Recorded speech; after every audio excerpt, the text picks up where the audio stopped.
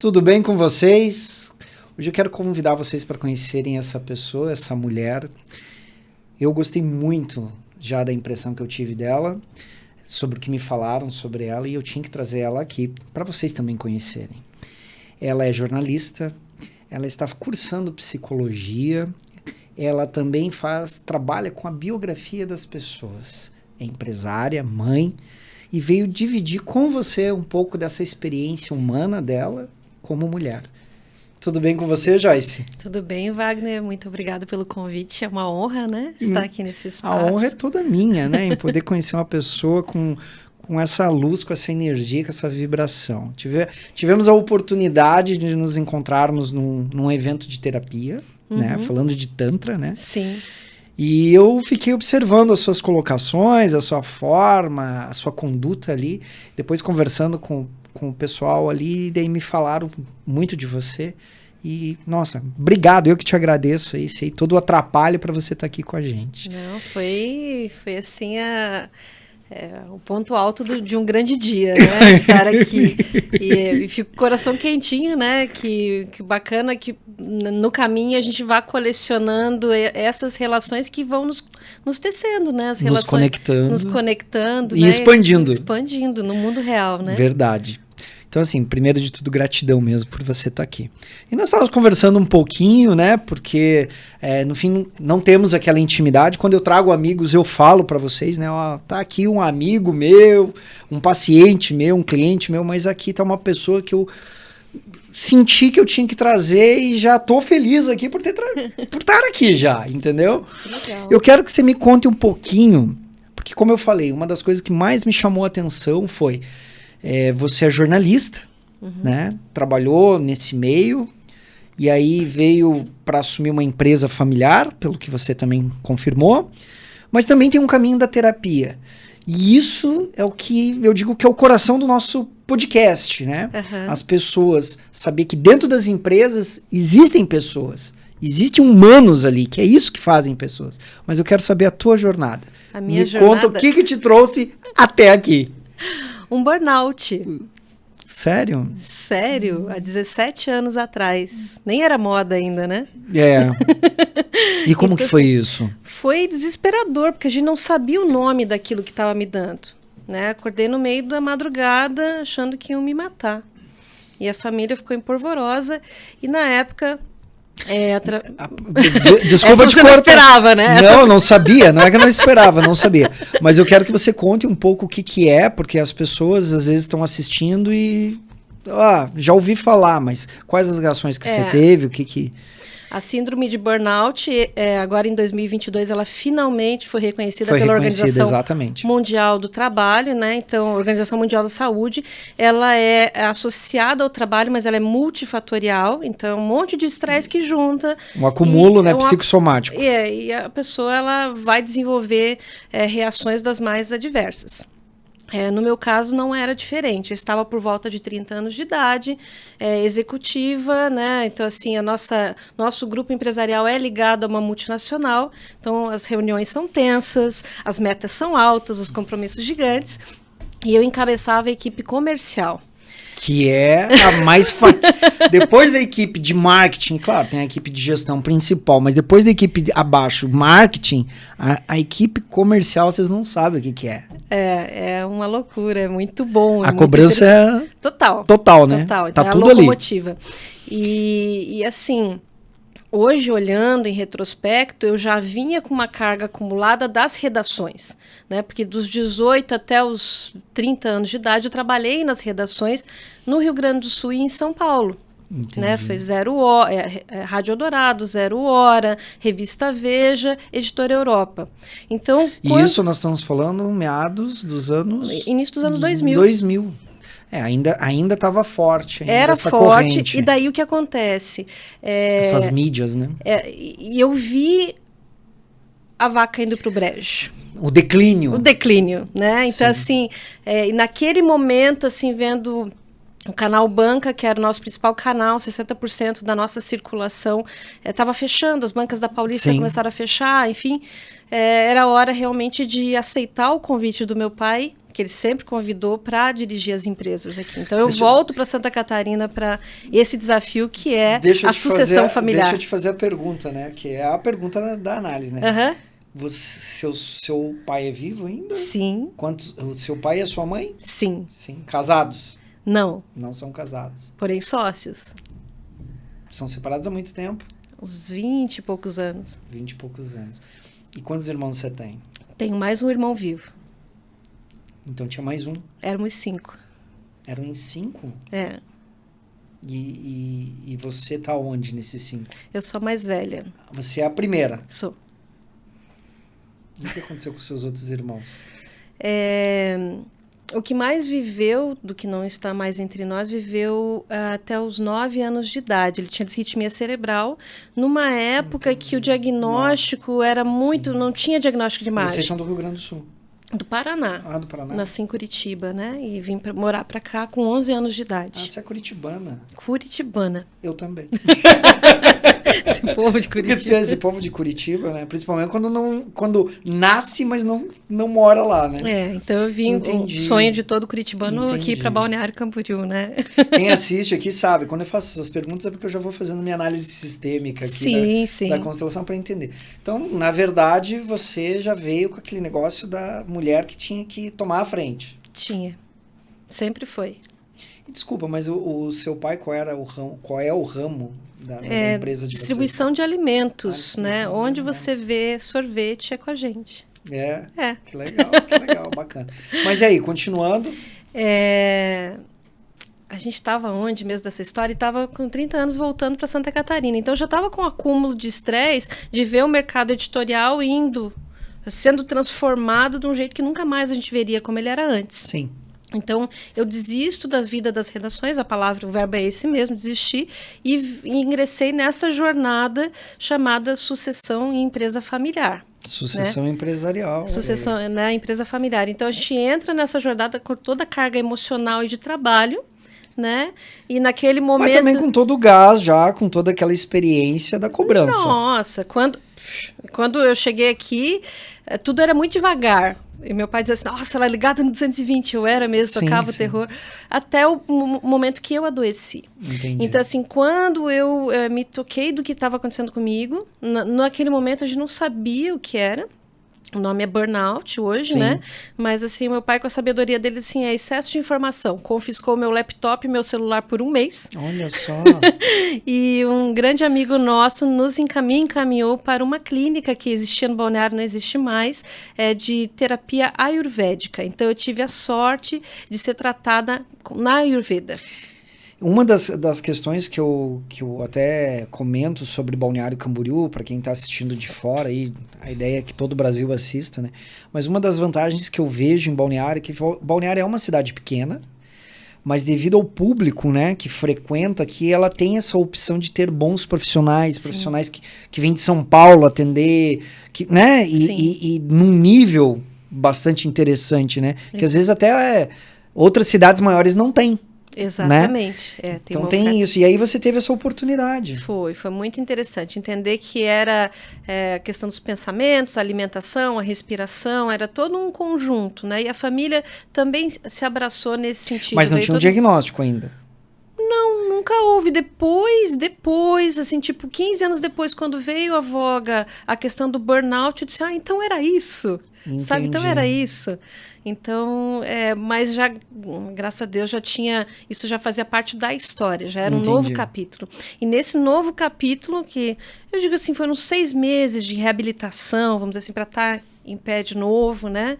Produzindo de novo, eu repensei muito. O que eu queria fazer? Para onde que eu queria conduzir a minha vida e essa empresa Nós estamos falando você na casa dos... 30 anos de idade. 30 anos. 30, 31 anos de idade. Uma fase de maturidade da mulher, né? Que já está ali... Você já tinha filha? Não. Ainda então, não. Nesse momento... Estava definindo. E não só da mulher, mas todo ser humano nessa fase está consolidando a personalidade, exatamente, né? Está passando, o trânsito ali. A maturidade. A maturidade, está entrando num setênio importante, né? Então, naquele momento, eu defini, sabe, tive tempo para pensar nos valores que me conduziam. Qual eram os valores? E para onde que eu ia conduzir a minha vida e a organização que estava sendo confiada a mim. né? O que claramente demonstra que tinha o apoio do seu pai. Sim, né? Que quando você falou que ele confiscou ali o notebook, já dá para entender um perfil acolhedor e diferente do que a gente vê, a minha experiência mesmo, né? Trazendo aqui um pouco de empresas, de muitos rapazes que eu atendi, homens que eu atendi, que tiveram problema nessa sucessão pela cobrança excessiva. Ao contrário. Né? Tem a cobrança, não tem essa visão... vamos dizer, do todo ali, né? Tem a cobrança do fundador, mas tem a nossa autocobrança também, claro. Né? Que eu acho que mas ela teve nos um olhar do mais. pai também, né? É isso que eu tô dizendo. Teve. É que tem aquele olhar do pai, né? Principalmente nas gerações mais assim, não, cara, eu fiz, tu vai lá e faz. Ponto. Tem então, isso. Como isso foi especial, é isso que eu digo, né? Foi muito legal. E foi bacana que de tudo a gente tirou ensinamento e pôde compartilhar depois. Sim. Então, assim, uma vez eu reestabelecendo a saúde, ficou muito claro o que eu queria e o que eu não queria para o negócio, para a minha vida e para o negócio. Então, assim, eu não queria que nunca mais alguém dentro da minha organização passasse pelo que eu passei. Olha só. Então, assim, foi uma diretriz. E naquele momento, eu saio da gerência comercial e vou ser diretora de pessoas, marketing e pessoas. Olha só. Que é o cargo que eu exerço até hoje. Né? E naquele momento, a gente estabeleceu uma parceria com a Universidade do Vale do Itajaí e a gente é campo de estágio para psicologia organizacional do trabalho. Olha só. Então, tá aí uma coisa que eu nem sabia, mas que bacana. É bacana, né? Muito então, bacana. É legal porque vai fundamentando, a gente vai entendendo o desafio da vida prática, trazendo conceito, desenvolvendo, e assim vai. Mas aonde eu ainda, né, só reforçando. E tudo isso, volto a dizer, com o apoio do seu pai. Sim. Mas isso que eu quero dizer, essa é a parte bacana, entende? Porque falando propriamente da minha trajetória, hoje eu tenho uma empresa. Com seu pai? Não, a empresa com meu pai eu tive que sair quando eu tinha 18 anos. Meu pai tinha uma transportadora e devido exatamente às diferenças do olhar administrativo e também numa fase de mudança ali, né, que era transporte, começou a virar logística, nos anos 90 ali, enfim...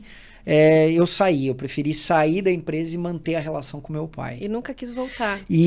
Porque eu saí aos 18 e voltei aos 30. Não, aí eu já fui para terapia, e aí também meu pai acabou vendendo a empresa. Tomou outro rumo. Mas assim, eu vejo, fazendo um paralelo das nossas histórias, Wagner, que o fato de eu ter me jogado no mercado, e quando eu saio da empresa com 18 anos, eu trabalhei dos 11 aos 18. Quando eu saio com 18 para fazer faculdade em Florianópolis e sigo, eu vi assim o conflito que foi. Que ao mesmo tempo era uma alegria, porque era a primeira filha que ia fazer uma faculdade, talvez a primeira na família, naquela época, que fosse fazer uma faculdade, e era uma tristeza de não estar continuando. De não dar continuidade ao legado. E quando eu decidi voltar, porque o convite sempre houve, mas quando eu vi que era, né, a configuração do mercado onde eu estava, era o momento de sair... Sim. Eu vi nos anos que seguiram os conflitos que existem no dia a dia, vários momentos que meu pai falou assim, calma aí, que a única que teve carteira assinada fora daqui foi a Joyce. Então, assim, essa experiência de ser funcionário de alguém te torna um patrão melhor. Com certeza, com certeza.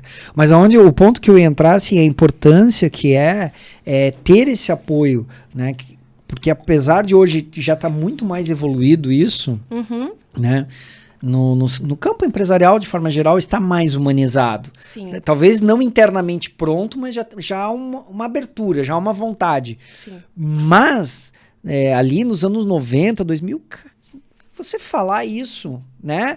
Olha, a gente tem que pensar no bem-estar das pessoas aqui. Não, o cara não gostou, manda embora. A visão era essa, entendeu? A pessoa era uma peça, como uma peça de uma máquina.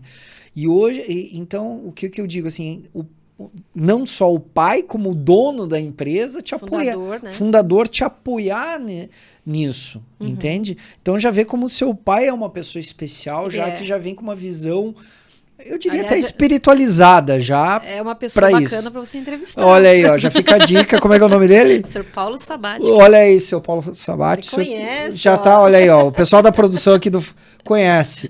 Então vamos trazer esse homem aqui. Parceiro, vamos trazer esse homem aqui? Joyce, você pode ir embora, foi um prazer. Vamos começar de novo? Traz ele primeiro, depois a sucessão. Mas sabe Tô brincando. não, isso é legal. Assim, anos depois, né, eu me engajei no movimento dos sucessores do Atacado Distribuidor, que é o segmento que nós somos no Brasil. Sim. E a gente tem uma associação lá em São Paulo, que é a ABAD. Então, assim, o Atacado Distribuidor ele é responsável por metade da comida que chega nas mesas dos brasileiros. Olha. Muitas empresas que a gente admira são do segmento. Que bacana isso. E eu tive a oportunidade de ser presidente lá por um tempo, 2012, 2014. E foi engraçado que no final do meu mandato a gente estava num evento em Foz do Iguaçu e o meu pai foi, porque sempre eu ia sozinha. E meu pai foi, era família e tal. E daí o executivo que nos acompanhou assim, Joyce, você é filha do Paulão depois de 10 anos. Sim. Você é filha do Paulão? Eu disse, eu sou filha do Paulão. Então foi bacana porque gostoso, né? é uma baita referência, né? Ele é, por onde ele passa, ele é uma baita referência. Que bacana, que especial isso. Muito, muito, muito legal. Mas assim, conta pra mim, o que eu ainda quero entender assim. E aí dentro disso a tua jornada de trabalhar com biografia, e essa busca agora fazer faculdade de psicologia e terapias e tudo mais. Incrível, assim. né? Aonde que entrou isso? Aonde que entrou? Vamos lá. Histórias de vida, elas fazem parte da minha vida oficialmente há 28 anos, né? Quando eu começo como jornalista para contar histórias de vida. Sempre foi essa pegada. Você já tinha, já era o teu escopo de trabalho. E quando eu olho, eu fiquei um tempo buscando entender para mim mesma essa pergunta que você acabou de fazer e eu vejo que me levou para o jornalismo foram as histórias de vida. E mais uma vez meu pai. Ele me levava na época do VHS para gravar depoimento. Você fala da época do VHS. VHS, sabe aquelas câmeras gigantes? Hoje é um celular, né? Joyce, claro que eu sei. Faz favor. Ele comprou. Alguém tá assistindo não sabe, mas eu sei. Ele comprou uma câmera daquelas, né? Sabe, da família viajar em férias. E me levava, assim, a gente ia para Florianópolis entrevistar cliente em lanchonete, entrevistar as pessoas. Sabe, já tinha essa coisa. Já brincava com isso. Já brincava, já era uma coisa nossa, que assim, de contar histórias. Então, seguir o caminho do jornalismo para mim foi muito natural, né? Para contar histórias. Beleza, fiz essa caminhada e quando uma das últimas redações que eu passei da Revista dos Amantes da Natureza, uma revista de paisagismo, mas lá eu aprendi que a gente estava falando de plantas, mas se comunicando com a alma das pessoas, porque pessoas que gostam de plantas são pessoas mais sensíveis, que se dedicam a pegar uma revista de plantas, né? Então, aquilo exigiu mais de mim e o meu diretor editorial, na época, me trabalhou muito nesse sentido. Então, foi ali que eu fui começando a entender sobre a jornada do herói. A gente está falando início dos anos 2000. Né? Então, aquilo me despertou porque tinha um caminho. E comecei a trabalhar esse nível mais sutil do texto. Beleza. Corta, volto para Santa Catarina, todo um setênio aí trabalhando na vida empresarial. E no final desse setênio, eu estou lá em São Paulo, como presidente da nova geração do Atacado Distribuidor. E daí os seniors, né, porque a gente era os jovens, vamos dizer assim, e os seniors, os presidentes das regionais de cabeça branca chegavam e diziam assim, mas é presidente ou presidenta? Já começou. Né? Era a época, tinha uma presidente, no Brasil era presidente mulher, a Dilma, né?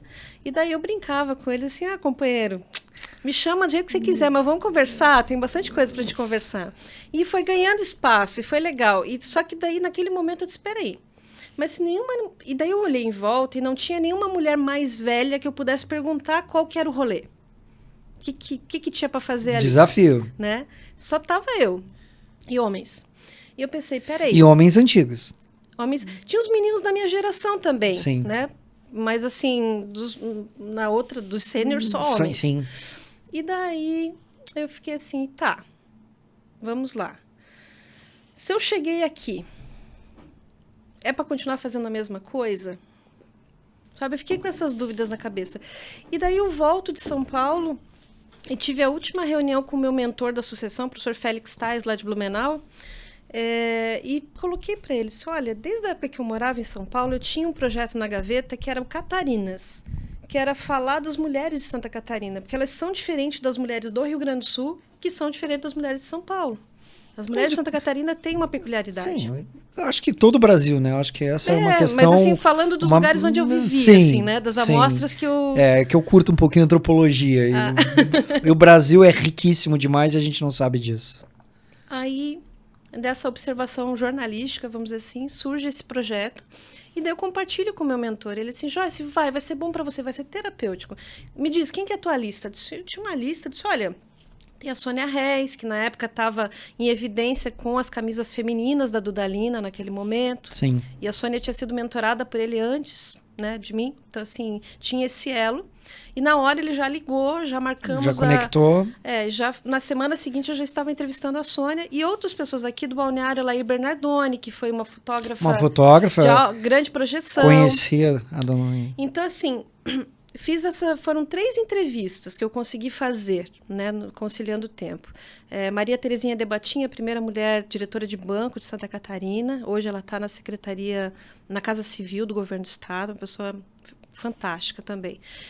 E eu fiz essas entrevistas e eu consegui a resposta que eu precisava para mim, que era assim, tá, naquele momento a pergunta que eu tinha para a Joyce é assim, ok, tanto poder para quê? Porque eu estava dirigindo a operação da minha família, estava presidente lá na ABAD, ou seja, mas para quê? O que fazer com isso? Para quê? Exato. Né? É só para o meu ego? E daí eu consegui chegar nas respostas que eu precisava. Que não era para mim, era para que aquele poder fosse realmente para as pessoas, entendeu? Maravilha. Fosse para transformar. Eu sabia que eu não ia errar, viu? Então, assim, eu consegui chegar nas respostas. Catarinas me deu as minhas respostas. Entendi. Né? Na época também, eu tive a oportunidade de ser convidada para participar da maçonaria mista. E a minha primeira peça de arquitetura, que é um texto, né, que os aprendizes são convidados a escrever, foi Catarinas. Então, Catarinas, ela surge dentro da maçonaria. Isso. Então, Catarinas é sabedoria, força e beleza com um sotaque especial. Então, a gente relaciona os símbolos da maçonaria. Sim. E a história dessas mulheres catarinenses. Foi muito legal. Foi assim, realmente abriu a cabeça, abriu o caminho. E a Joyce não foi mais a mesma. Por quê? Porque eu vi que não era mais jornalismo. Que no jornalismo a gente escreve a matéria e tchau, pronto, editei, lancei, botei. E naquele momento, quando eu termino o texto, eu me preocupei o impacto do texto sobre a minha entrevistada, sobre cada uma delas. Eu remeti para elas o texto, né, eu mantive um contato e eu disse, espera aí, mas isso não é mais jornalismo. E na época eu fazia terapia. E comentei, né, com a minha terapeuta, ela assim, Joyce, vamos fazer um laboratório. Ela gostou da ideia. Ela tem um grupo aqui de mulheres mais trabalhadas, com mais de 60, que a gente se reúne de tempos em tempos. Vamos fazer com ela. E eu fui testando, então, ao longo de 7 anos, eu fui testando outros formatos. Sim. Não só a entrevista impressa, né, a escrita, mas também em vídeo, em áudio, a captação. Roteiros de perguntas, para que fosse o mais fidedigno e para que chegasse. E daí, aí vai desenvolvendo um formato que é o do cultivo de biografias. Entendi. E em 2019, quando eu começo, eu senti que eu tinha que compartilhar, parecia que alguma coisa ia acontecer. Sim. E daí, quando eu começo a compartilhar, as mulheres vêm atrás para eu atendê-las. Olha que legal, que bacana. Legal, mas eu sou uma jornalista, uma empresária contando histórias. E se vier alguém vulnerável, como é que faz?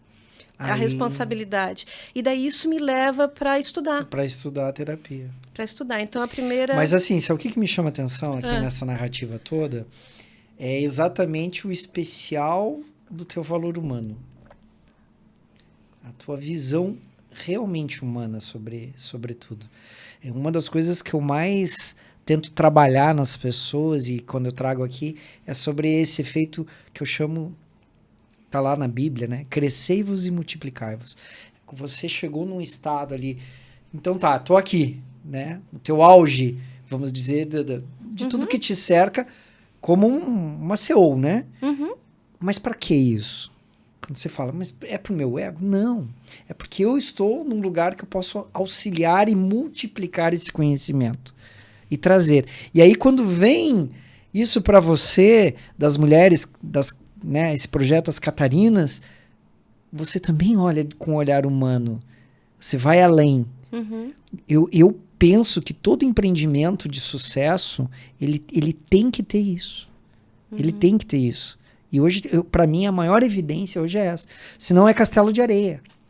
Levanta, ele vai gerar dinheiro, mas daqui a pouco ele vai se decompor, talvez internamente. Externamente ninguém vê, mas internamente ele já está ruído, entendeu? Então eu vejo quanto que você teve carinho e amor em fazer isso na tua narrativa, na forma que você conta. E isso fez com que a coisa fluísse, né? E essa tua preocupação, esse teu olhar. Então, antes de tudo, eu já quero te dar os parabéns. Obrigada, aqui. Nunca tinha pensado por esse lado. A gente vai fazendo, seguindo o caminho do coração, porque quando né? a gente... Exato, é que é aquela velha história. Eu tenho algumas frases aí, né, como bom filósofo, e eu digo assim, peixe não vê água, o peixe está dentro do aquário. Nós olhamos para o aquário e vimos o peixinho lá dentro, e aí estamos dizendo se o aquário está limpo, não está.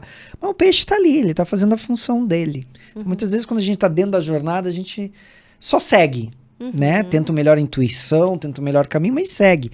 Mas é a luz que vem de dentro, essa inspiração, essa tua coragem, essa tua boa vontade, é que vai mostrando o teu caminho, a tua trajetória. Entende? Então, cara, parabéns mesmo. Já dá pra ver aí a grande luz. E vou te dizer, parabéns ao teu pai, tá? E à sua mãe. Não, são maravilhosos. Porque vem daquele farol. Mas continua. E aí, chegou... Quantos trabalhos desse você fez até então? Porque é um trabalho minucioso também, né? É um trabalho minucioso. Naquele momento, eu já fiz... Eu sou curadora do Museu da Pessoa. Nesse período de pesquisa e laboratório, nesses anos, foi muito esteio, foi o Museu da Pessoa, que fica sediado em São Paulo, mas o acervo é disponível na internet. Sim. São mais de 18 mil histórias de vida. Então, tem histórias que eu gravei que elas constam do acervo do Museu da Pessoa, seguindo a metodologia que é a tecnologia social da memória do Museu da Pessoa. Foi a primeira referência teórica que eu tive, teórica, prática, né? E depois disso... Ali em 2019, eu sinto que tem que dar um passo além. Então, eu fiz a formação com o Museu da Pessoa, mas eu senti que tinha que ter um passo além. E é que era a psicologia. Então, quando eu falo para essa minha psicóloga com quem eu fazia terapia, eu disse, olha, decidi fazer psicologia. Ela, uau, há muito tempo que eu queria te dizer isso, mas eu sei que tinha que chegar nesse caminho. Sim. Eu disse, que legal. Só que assim, psicologia são 5 anos para a pessoa poder dizer que ela é psicóloga, né? Se ela fizer tudo, ainda passar... Sabe que eu tive entrevistando aqui uma psicóloga, até nos conhecemos, né? a Fabiana Preto, e aí vem aquela coisa, 5 anos para você fazer a formação na faculdade, né? Sim. Porque se formar terapeuta é uma discussão longa, né? Pode ser que a pessoa não tenha pendor para eu acredito depois que ela termina. Eu me formei em filosofia, eu acredito que é a mesma questão da filosofia, é um eterno conhecimento dentro da prática e do amor, né? Mas e aí? Daí, assim, quando eu me dou conta, foi muito interessante, porque eu fiz um movimento, eu fui na universidade para fazer uma cadeira isolada. Comecei com psicologia da infância e adolescência. Eu disse, olha, pensei comigo mesmo, né? Eu negociando. Sim. Se eu não me ver mais dentro de uma sala de graduação, depois de 25 anos, pelo menos o conhecimento dessa vai servir para eu criar minha filha. Né? E daí conversei, tratei tudo com o coordenador por e-mail e tal. Ele disse, olha, no dia que você vier aqui para a primeira aula, vem conversar comigo na coordenação. E eu fui lá e ele assim, Joyce da Catarinense, nossa, ele tinha sido meu estagiário. Olha só. Anos antes. Sim. Daí ele fez mestrado, doutorado e estava coordenador.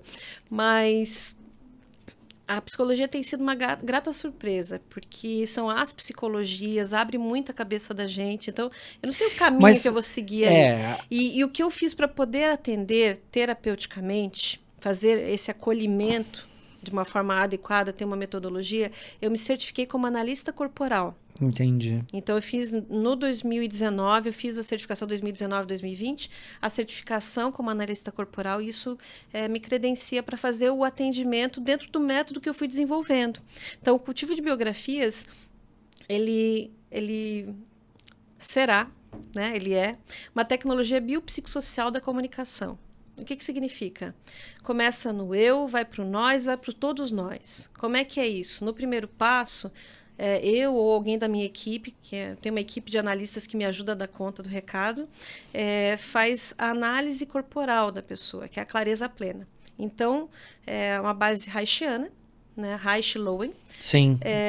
E a gente dá a devolutiva, faz o mapeamento, aponta quais são os picos de caracteres e a partir disso, explica para a pessoa como a mente dela funciona.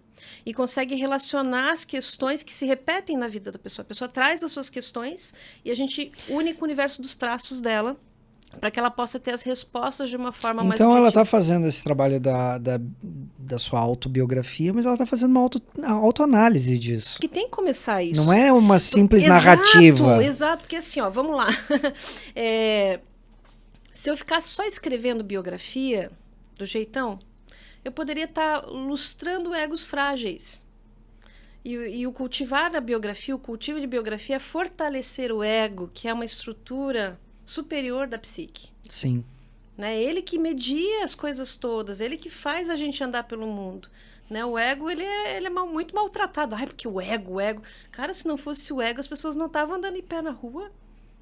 Né? Então, essa questão. Sim. Né? Então, a Sim. gente... É que dentro da base, dentro da raiz dessa linha da psicologia, vai tratar dessa forma. Eu compreendo como que você fala. Como eu tenho uma visão mais espiritualizada e com uma outra linguagem. Então a gente, fundamentação é psicanalítica, né? Acaba então, saindo um pouco. Então, assim, falando uma linguagem mais acessível, Isso. né? Então, todos nós temos, né, o anjinho e o diabinho, Exato. né? Então, é o anjinho, o superego, dizendo, não, você é feio, você é culpado e tal. E tem o diabinho, vai lá, tarará. E quem que é o ego? Ele está mediando essas duas estruturas. Então, dentro dessa visão, então a gente busca realmente fortalecer a pessoa, entender que ela é do jeito que ela precisava ser. Sim, somos o resultado daquilo que escolhemos no melhor que temos. Então assim, quando a gente pega e mapeia a partir da questão dos caracteres e dá essa devolutiva, a pessoa consegue chegar às respostas dela, sai um peso das costas. Com certeza. Porque ela é do jeito que ela podia ser, ela é do jeito que ela podia ser. E esse é o primeiro passo, é a clareza, ela tem clareza. O segundo passo, a gente faz presencial em grupo, que é a linha da vida. Aí o que acontece? Esse mecanismo de ressignificação das memórias, ele entra em cena. A partir da hora que a pessoa entende que ela é do jeito que ela precisava ser, e quais são as dores e os recursos que ela tem, ela vai entender, por exemplo, né, o meu caso, eu tenho pico em oralidade, né? Não é difícil descobrir que eu tenho pico em oralidade, mas eu tenho pico em oralidade. Mas é bom! 33%. Então, assim, o que uma pessoa que tem um recurso de se conectar e comunicar, qual que é a dor dela? É a dor do abandono. Né? Então, a partir da hora que eu sei que a minha dor, a dor do meu traço é a dor do abandono, eu vou olhar para trás aquelas memórias da minha primeira infância, da minha vida, da adolescência, da vida adulta, e vou tirar um pouquinho o peso, porque em parte há um entendimento agora, sim. Já era há uma consciência. Então, assim, isso que é o legal. Então, o cérebro é tão fantástico, a mente, né, é tão fantástica, ela começa já a ressignificar. E daí, no segundo passo, a gente traz um pouquinho de conhecimento sobre os setênios. E a pessoa tem a oportunidade de revisitar a história dela e entender onde é que tem emaranhados. Onde é que as emoções ainda estão... Precisa fazer um trabalho de ressignificar. Quando ela localiza, não precisa falar muito, ela já sabe que é ali... Já está praticamente resolvido. Já está praticamente... E se ela tiver alguma terapia, alguma abordagem terapêutica de apoio... Maravilha, rapidão, já tá vira a chave. Vira a chave rapidinho. Então, é esse caminho. E o terceiro passo, então, ela fez isso, colocou a casa em ordem, beleza. O terceiro passo, daí entra o que eu encontrei na psicologia, e para isso, realmente vale a pena fazer uma faculdade inteira, que é a psicologia narrativa. É uma abordagem que está emergindo do novo mundo e se trata sobre, assim, à medida que eu conto a minha história, eu reconto a minha história, eu faço a minha história. Então, daí a jornalista encontra a psicóloga e daí o podcast faz todo sentido. Porque daí as pessoas contam a história, que elas entenderam que elas são do jeito que elas são, elas entenderam o que elas precisavam ressignificar, e agora elas contam a história como é a história delas agora e vai ser daqui para diante. E se elas quiserem mudar. Sim. Né, é algo que está em movimento, está em construção. É assim, o cultivo de biografia são 3 passos. Deixa eu te fazer, você tá colocando tudo isso, né? Eu tô achando super interessante. Vem de encontro também com o podcast que a gente fez. Se você não assistiu, fica o convite. É o nosso podcast número 2, se eu não me engano, com a Fabiana Preto. Mas eu te falo assim, você percebe o quão foi diferente você entrar na faculdade de psicologia, digamos, agora, com mais maturidade, com mais conhecimento? Totalmente. Porque até isso foi uma das coisas que eu e a Fabiana discutimos sobre a questão, trazendo de novo a minha opinião, minha, Wagner. Eu acho um absurdo entrar-se na faculdade de psicologia com 17, 18, 20 anos. Então você compartilha com isso. Devia ser proibido. Aí, ó, viu? Ó, não é só eu sozinho, porque, tá? assim, Querem Wagner, brigar. É que comigo podem brigar, porque o conselho já veio atrás de mim, né? O conselho de psicologia. Porque eu não sou psicólogo. Eu não tenho formação em psicologia. Okay. Eu comecei 2 vezes a psicoterapia não é prática exclusiva do psicólogo. Também nós falamos disso. Então, assim, é que eu comecei 2 vezes e não consegui concluir. Uma eu recebi um convite para ir para fora do país, e a outra teve aquele surto de H1N1 na época, e aí parou-se 3 meses, 4 meses, daí também não retornei, e depois eu vim a concluir, fazer filosofia. Mas aonde eu quero chegar, assim, é isso, a maturidade, a tua vivência... É uma outra carga de absorver aquele conhecimento, de trabalhar ele, de digerir, tanto psicologicamente como intelectualmente ele, não é assim? E o curso, independente da idade, o curso de psicologia é um curso que te transforma. Sim. É impossível você ter aquele tanto de informação sem cair as fichas todas, né? Veio outros empresários aqui, eu sempre falo, né? Como eu falei até pro meu filho, 3 cursos que você nunca vai perder. Psicologia, administração e direito. Né? Não vai perder. Não. Você vai usar ele em qualquer área da sua vida. E assim, essa parte dos alunos, principalmente os mais jovens, há uma desistência muito grande. A partir do 4º período, assim, uma evasão muito grande no curso de psicologia. Acredito que tem a ver com a questão da maturidade. E um detalhe interessante da minha história de vida, com 12 anos, eu já era aluna do colégio de aplicação na Univale, e eu fui mapeada como uma potencial estudante de psicologia. Olha só. E daí eu falei para minha professora que fez o teste vocacional, eu disse assim, puxa, psicologia eu vou estudar 4 anos, ela não, é 5. Tá, eu vou estudar 5 anos, eu vou abrir um consultório, eu tinha 12 anos, tá? Eu vou abrir um consultório e daí as pessoas vão lá dizendo que elas são tristes por causa do papai e da mamãe. Daí ela me olhou e disse, basicamente é isso. Eu disse, então tá bom. E fui, nunca fiz. Mas eu fugi da psicologia por 30 anos, mas chegou uma hora que a gente se encontrou e foi o momento certo. Sim. Tem sido uma experiência muito legal. Acredito. Né? Tem sido muito legal. Você sabe que eu tive uma oportunidade, e o pior é que eu não recordo o nome dele agora, mas logo que eu voltei fora do país, eu acabei morando em Brasília 1 ano. E lá eu tive uma oportunidade muito grande de conhecer várias pessoas assim influentes, né, do meio, do cenário direto e indireto politicamente, né? Inclusive, eu tenho, até vou confessar aqui, o primeiro projeto verdadeiramente de mediação deste país, eu coloquei lá no Ministério da Justiça e ficou engavetado. Uau! Em 2008, entendeu? Nossa. Já pensando na aplicabilidade de constelações familiares e tudo mais. Aí o código, o novo código PCP, né, veio agora, recentemente, em 2015, se eu não me engano, 16, e aí vem toda a ideia de mediação e tal. Mas eu estava em Brasília. E nisso eu conheci um psicólogo lá, é isso que eu queria compartilhar com você, que ele tinha 80 anos. E ele tinha feito a faculdade de psicologia fazia 6 anos. Era a paixão da vida dele. Que incrível. Um homem letrado, intelectualizado, inteligente. Foi político, né? Muitos anos lá dentro e tal, assim. Mas, cara, pensa assim, o psicólogo. Então, assim, eu acho que já vai para um estado de maestria, entendeu? Aquela sapiência de vida, né? E claro, e aí foi o meu prazer. Foi maravilhoso, assim. Tive a oportunidade de estar com ele em 2, 3 reuniões. O legal é que, assim, né, a partir do 8º setênio, a realização do ser humano é no outro. É você servir o outro. Exatamente. Sabe? Então, assim, isso dá mais anos, mais vida nos seus anos de vida, sabe? Eu acredito que essa foi a realização do psicólogo que você conheceu. Mas aí eu vou até mais além. Quando você fala não é do psicólogo, eu acho que isso deveria ser de todos. Pois é, agora chegamos no ponto de todos. Eu conversei com... só implementando, a gente gravou um podcast não faz muito tempo com o Marcelo Petrelli. Uma grande pessoa, colega do Observatório Social. O Marcelo Petrelli, mas tem 2, né? Nós temos 2 Marcelos Petrelli aqui, né? Não sei se vocês sabem, tem o Marcelo Petrelli, que é o que eu entrevistei, que foi frente às federações dos sindicatos. Sim, é esse que você conhece? Acho que é o mesmo. E tem o Marcelo Petrelli, que é o diretor da RIC TV, como é que é sim. Hoje não é mais RIC, né? NDTV. Sim, que lá é a de Record. Florianópolis, Os dois têm o mesmo nome, Marcelo Petrelli. É o mesmo nome. Mas enfim. E aí nós conversando sobre isso e eu estava falando exatamente sobre essa questão. O líder, se fala tanto em liderança e curso de... E até, vamos lá, criticar o coach de novo, né? E liderança, e seja líder, mas o que é ser um líder se não é multiplicar pessoas, se não é fazer isso que nós estamos dizendo? Que não é uma função do psicólogo, é uma função de qualquer ser humano.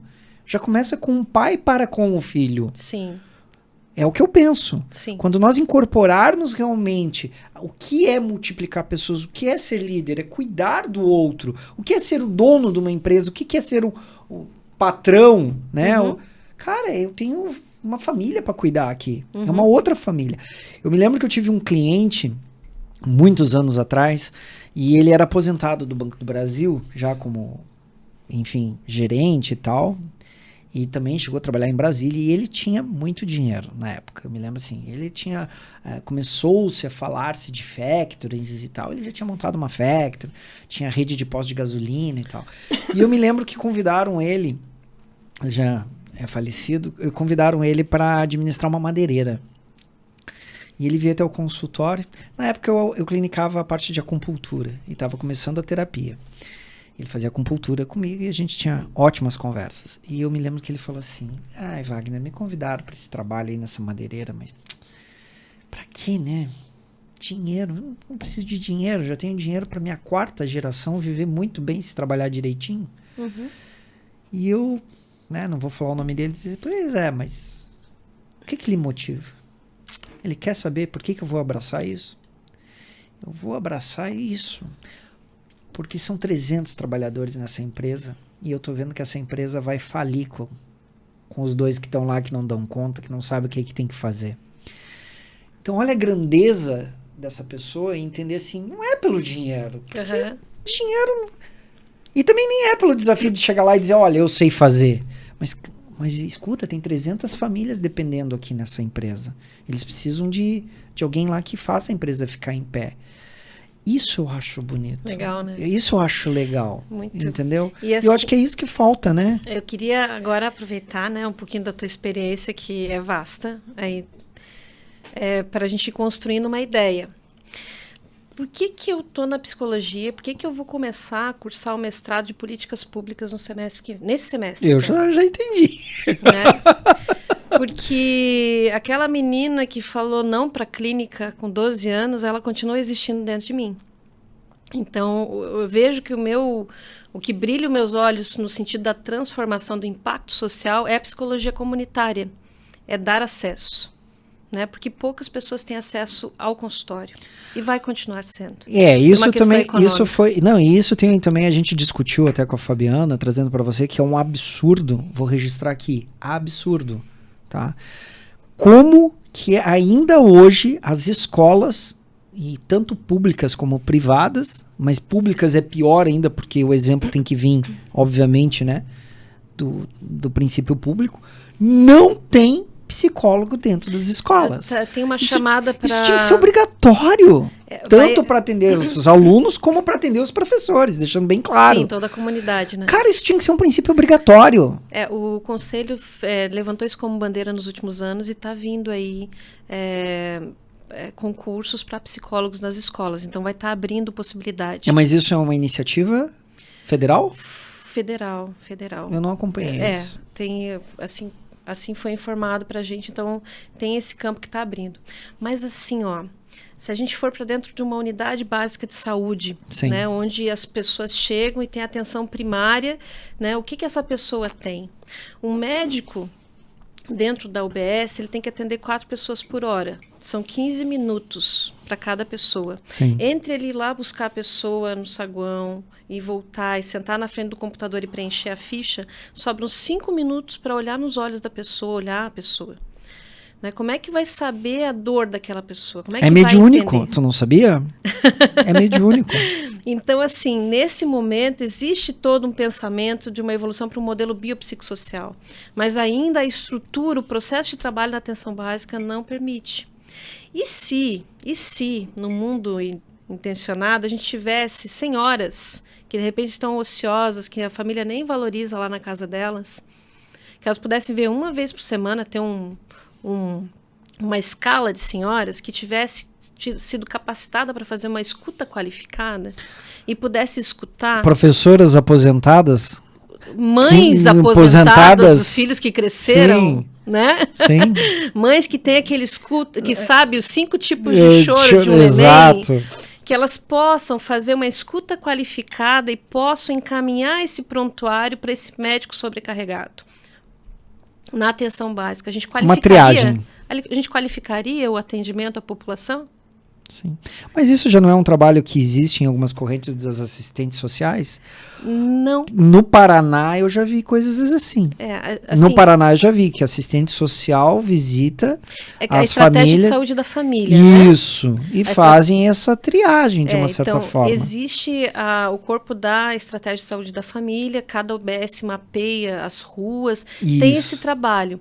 Mas a população que chega lá não tem essa escuta. Não tem essa escuta. Então, às vezes corre o risco de se encaminhar para um especialista que não é o especialista que aquela pessoa precisa. De repente, seria na atenção básica mesmo que estaria resolvida a questão dela. Então, eu vejo o cultivo de biografias aí, sabe, no rodapé, trabalhando para que as pessoas entendam, porque uma questão de saúde é que as pessoas que chegam lá adoecidas, elas não entendem, elas não têm percepção do valor da sua história de vida. Mas aí, Joyce, até vou... em paralelo, né? Em paralelo a você, que é uma das coisas que eu também bato muito. Inclusive, a gente está fazendo um trabalho, tentando fazer um trabalho. É um pequeno filete, mas que eu estou tentando trazer, que é o quê? A prática da boa comunicação.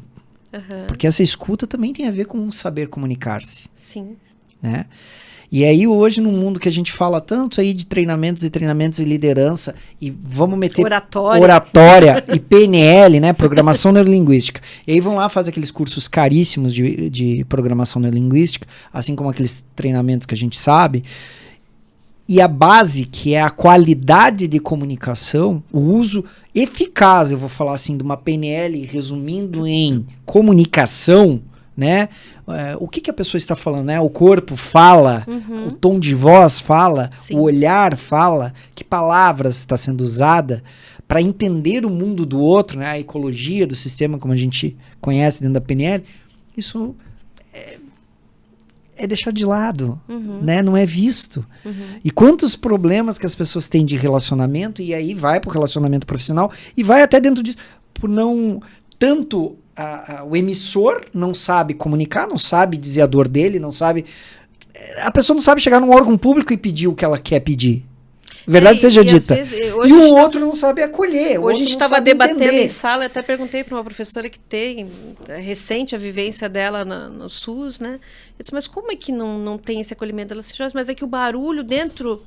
O ruído da pessoa já está muito grande, ela não consegue escutar o outro. Então, o autocuidado do profissional de saúde é complexo. É bem complexo. Mas aí entra também o que eu venho falando, até conversei isso com o Marcelo também, que é a questão seguinte, quando a gente fala do treinamento também, e falando principalmente nos órgãos estatais, não tem...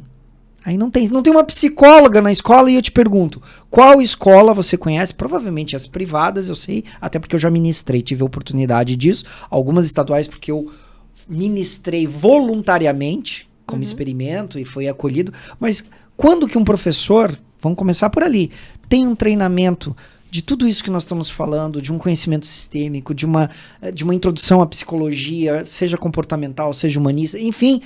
para que ele compreenda melhor com quem ele está lidando. Não, o treinamento é o quê? Pedagógico. Puramente pedagógico. Então, e aí, mas está falando da escola. E a empresa? A mesma coisa. Não, mas para isso tem o RH. Cara, mas para aí, o RH é um interlocutor agora, então não, vai falar... Não, chama o RH que ele vai lá falar. Não é assim. Né? Ainda quando é uma empresa pequena, a gente sabe, tem um administrativo de 10 pessoas ali, mas uma empresa de 100 pessoas, 200 pessoas e vamos crescendo mais. Cara, todo mundo tem uma responsabilidade humana. Sim. Uma responsabilidade de comunicar-se, né, com qualidade. Sim. Eu acho que aí faz a roda da vida, como a gente, né, costuma dizer, girar de verdade. mas para comunicar a pessoa tem que se conhecer, né? E quantas pessoas estão de verdade dispostas a se conhecer? Você que tem uma trajetória como terapeuta mais consolidada, né? Quantas pessoas realmente encaram, principalmente homens, né? As mulheres eu vejo que o grupo assim são mais abertos, mas os homens correm, né, de autoconhecimento. Como é que é isso? Olha, ela tá me entrevistando, vocês viram? Rapidamente ela inverteu aqui, ó. Tá bom, é uma pergunta? Tá bom, vamos lá. Vamos lá. Acho que ela merece uma resposta. É que assim, né, na minha trajetória, na minha observação, que eu gosto de refletir e observar, eu vejo que, primeiramente, as mulheres são mais maduras e mais sensíveis e mais espirituais e mais conscientes do que o homem. Ponto. Isso já vem neurologicamente, isso já vem biologicamente. A mulher, ela é uma receptora nata. Né? Já começamos pela estrutura fisiológica. A mulher recebe o homem. Ela recebe o homem. Né? Ela gera o filho, né? Então isso é orgânico, né? Isso é forte demais. Então isso faz com que ela seja uma matriz de sensibilidade, de pensamentos e de tudo mais. E aí tá, a mulher é mais madura do que o homem. Não tem como ser diferente. Sim. Claro que toda regra tem sua exceção. Então já começa por aí. Eu vejo isso. Então elas estão mais voltadas. O homem está vindo agora, uma nova leva. E aí nós vamos entrar na discussão também do mimimi, né? Vamos deixar claro. E da mulher mimimi e do homem mimimi. Mas o homem, ele está começando a entender isso. Ele está começando a se perceber como ser humano. Na verdade, eu acho que é uma grande burrice, uma grande estupidez essa discussão de homem e mulher na atualidade. Que eu acho que já se discutiu o que tinha para se discutir. Eu acho que nós devemos estar discutindo o ser humano. Ser humano, entendeu? E ativar esse ser humano, esse ser espiritual, este ser energético.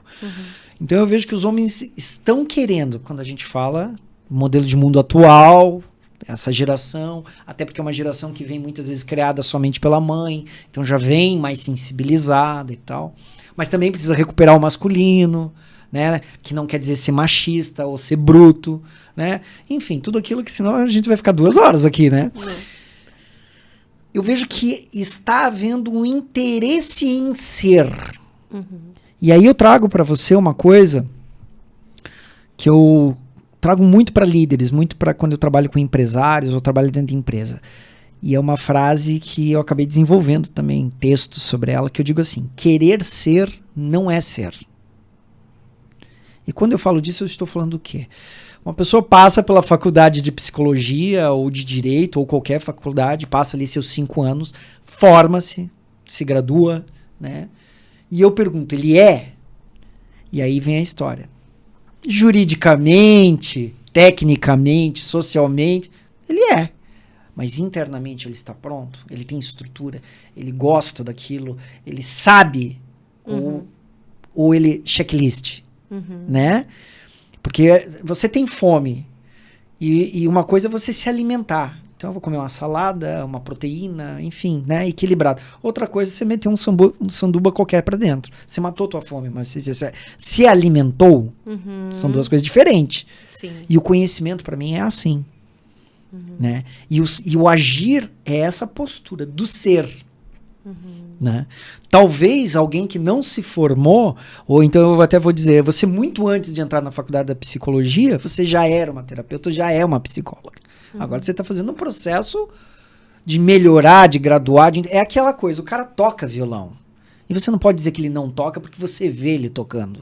Mas isso não quer dizer que ele fez a faculdade de música, ele não sabe ler partitura. Mas ele vai lá para a escola de música e ele vai ler partitura. Isso fez dele um violinista melhor? Não. Aprimorou o conhecimento intelectual, abriu a cabeça dele e é maravilhoso e deve-se fazer isso. Né? Até eu tive entrevistando aqui 2 jovens, quero trazer eles de volta. Logo vai estar no ar também esse podcast. Que 2 meninos de 15 anos que estão falando de investimento. Olha, entendeu? só. Maravilhosos os meninos, tá? Inclusive eu vou fazer outro podcast com eles, com outro cara, tubarão em investimento. E aí o que veio? Os meninos com essas leituras de hoje, eu não vou fazer faculdade. E eu, mas por que você não vai fazer faculdade? Ah, porque ele leu Kiyosaki, leu... Pra quê? Eu já sei ganhar dinheiro. Assim, resumindo, né? A ideia é mais ou menos essa. Quem ganha dinheiro não precisa ter faculdade. Eu falei, mas aí... Eles são muito 10 os meninos, né? O Arthur e o Átila. Só que aí eu falei, mas cara... A faculdade não é pra você ganhar dinheiro. A faculdade é pra você crescer. E aí eles... Porque a leitura estava levando para aquilo. Então eu vejo que... eu estou usando isso, mas é o mesmo processo do homem hoje. Ele tem que buscar essa feminilidade, ele tem que buscar essa sensibilidade, mas sem esquecer a matriz dele. Sim. Entende? O papel, né? E eu acho que a matriz é mais a fundo quando eu digo, que é o ser humano. Pô, gente, nós estamos aqui de passagem. O que você está produzindo de real aqui? Sabe, eu acho que o pico nosso aqui foi quando você falou assim, cheguei lá, mas peraí, o que eu estou fazendo aqui? Pra quê? Pra quê? Pra quê? Né? E fazer com qualidade, que eu acho mais incrível. Porque eu vejo muito líder, muito cara que chega lá, mas ele tá pra infartar, na verdade, né? Sim. Entendeu? Normalmente já o pico do cortisol.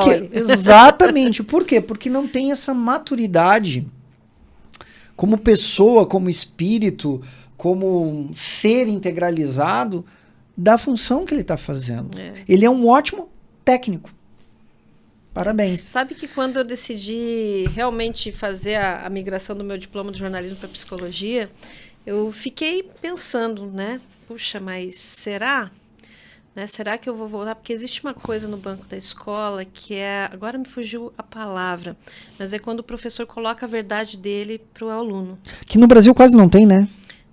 Eu tô sendo irônico. Não, só para te dizer. No mundo inteiro, na verdade, né? Porque aluno não, mas no Brasil, vamos combinar. Aluno, vamos dizer... Nós temos um problema... Na origem da palavra é o ser sem luz, né? Alumni, né? Então, a luz irradia de algum lugar que não é dele. Que aí vem a pedagogia, Sócrates, ok.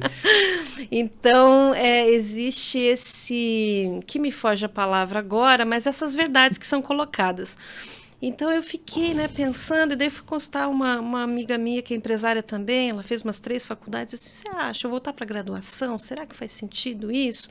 Ela assim, Joyce, de repente você vai ser um contraponto dentro de sala de aula. E eu percebo isso algumas vezes por semana. Mas hoje, você sente dificuldade na graduação? Nenhuma. Bem-vinda. Sorte, né? sua. Então, eu tive problemas gravíssimos na minha faculdade. Assim, porque eu sou muito CDF, então assim, não tem como um professor me reprovar. Porque eu sou muito CDF. Sim. Então ele pode não gostar de mim, mas não dá. Sim. Então, hoje mesmo tinha lá um enunciado, bem assim, porque a igualdade desse professor eu discordo. Nós não somos iguais. Assim. E daí você vê... A professora era mais jovem que você? Sim. Esse é um problemático. Complexadíssima que tinha 40 anos. Eu falei assim, eu tenho 47, vamos lá. Mas é pouca coisa, eu tinha uma diferença grande. Então, assim, mas tem isso. Esse caminho, sabe? Então, Mas deixa eu cortar um pouco e entrar mais para ver se entra. Você acha que há hoje uma doutrinação? Essa era a palavra que eu não estava lembrando. Essa doutrinação existe do fundamental até a pós-graduação, em todos os níveis. Existe há muito tempo. Há muito, muito tempo. Né? Então, minha filha vai fazer 15 anos e uns dias desses ela tava conversando com ela, eu disse, filha, existe um negócio chamado doutrinação. Então, assim, fique atenta que um dia um professor, uma professora, aquele que você mais gosta, vai chegar te colocando algumas verdades e você deve aprender a fazer perguntas, porque eu tenho que te ensinar as perguntas. Eu acho, Joyce, que eu passei isso também, tenho um filho de 18, a Laura tá com 12, daqui a pouco tá nessa também. Tem uma de 24, mas a Bruna é especial. Ela não estuda, não vai se graduar, né? E eu falo isso pro meu filho também, só que eu costumo dizer assim, eu não gosto de usar a palavra verdade, porque eu acho já consolida alguma coisa. Vão te falar coisas que vão te dizer de uma certa ótica e lógica que é isso, mas você vai ter que aprender a pensar. Eu faço questão de falar a verdade porque as verdades são construídas. Então ele vai te colocar algumas verdades. Por isso que eu digo, é uma ótica e uma lógica. Então porque na filosofia o que é a verdade? Exato, depende da epistemologia que você seguir. Então cada epistemologia vai construir uma verdade. Então ele vai trazer a verdade que é dele. Né? É totalmente relativo. Né? Então é isso, é aprender a lidar e tá tudo bem. Não, a diversidade é fantástica. Eu acho até interessante quando você coloca lá que a professora fala de igualdade. Eu acho que um dos atrasos do nosso país é achar que temos que ter uma igualdade. Entendeu? Nós temos que ter oportunidades iguais. Sim. Isso é uma coisa. Agora, ter igualdade, querer que todo mundo seja igual, isso não traz crescimento. É uma coisa óbvia, né? Quem tem capacidade para liderar, não é uma questão de mandar nos outros. Liderar vamos puxar todo mundo junto. E tem gente que não tem capacidade de liderar, mas tem capacidade de empurrar. Vamos empurrar, então, para chegar lá. Então, é ter esse entendimento. Eu não sei o que passa não sei o que passa nesse mundo intelectualizado de achar que tem que ter uma plataforma assim, todo mundo... São teorias importadas há muito tempo. Mas eu acho que são teorias de controle. Sim. Porque não tem como. Vamos usar... Eu gosto de usar metáforas das mais idiotas possíveis, que são as mais simples de compreender, mas vamos lá. Se todos os carros do trem forem de carga, os passageiros vão aonde? Daí é um trem de carga. Tá bom. Tipo esse que sobe de Joinville ali. Tudo bem, mas aí eu não tenho locomotiva, porque tem que ser todos iguais, então é só o trem de carga. O que puxa esse trem? Locomotiva, precisa de uma locomotiva. Então já é diferente. Ah, sim, claro. Você entendeu aonde que eu quero chegar? São princípios lógicos. São princípios lógicos. Então é necessário ter uma hierarquia, é necessário ter uma diferença. E não Sabe uma diferença que eu de desconstruí luta. com a minha professora, porque assim, enquanto a gente estava falando das questões sociais, não, porque então vamos lá na comunidade, né? Assim, então vamos para uma coisa assim, menos problemática, lá dentro de casa, né? Então a mamãe e a filha, a mãe senta no chão com a filha e diz: agora nós vamos ficar brincando de boneca. Vamos brincar de boneca. Vai chegar uma hora que a filhinha vai dizer: mãe, eu quero que você seja mãe. Ah, não, mas isso são os papéis. Daí, mas sempre tem uma justificativa. Não, então, nos entendemos. Assim, ainda bem que com esse exemplo a gente conseguiu se entender. É que nem eu falo, democracia para mim é um pensamento irreal, porque... Pegando o teu exemplo, chega lá para os teus filhos e diz assim: escuta, o que vocês querem comer hoje? A gente quer pipoca e guaraná. Vence a maioria, então vamos comer pipoca e guaraná. Então isso não existe. Porque há necessidade de liderança, entendeu? Há uma composição. Não, mas então vamos comer isso, comer aquilo, uma mediação. Mas, cara, o que a maioria decide? E a maioria sabe decidir? Essa é a pergunta. Nós estamos falando do ser, do indivíduo. Ele se conhece? Ele sabe onde é que está a dor dele? A pergunta que nos trouxe aqui é assim, se as pessoas querem se conhecer, né? Querem se conhecer, mas é isso, entende? Daí tem um texto escrito em 1946 que chama Escuta Zé Ninguém. E daí o autor diz o seguinte: eu tenho medo de ti, Zé Ninguém, porque dizem que o futuro a ti pertence. Em 1946. O futuro a ti pertence, o cidadão comum, né? Sim. Mas tu temes mais do que a morte é conhecer-te a ti mesmo. Sim. E é isso, sabe? É isso. Passou o tempo e... Você falou desse texto, ele não me é estranho. E me lembrei aquela música do Chico Buarque de Holanda, Construção. Sabe aquela música, né? Sim. Passou na contramão atrapalhando o tráfego, né? Que é isso. É o ser que tá e não tá. Entre a morte e a vida, da existência, né?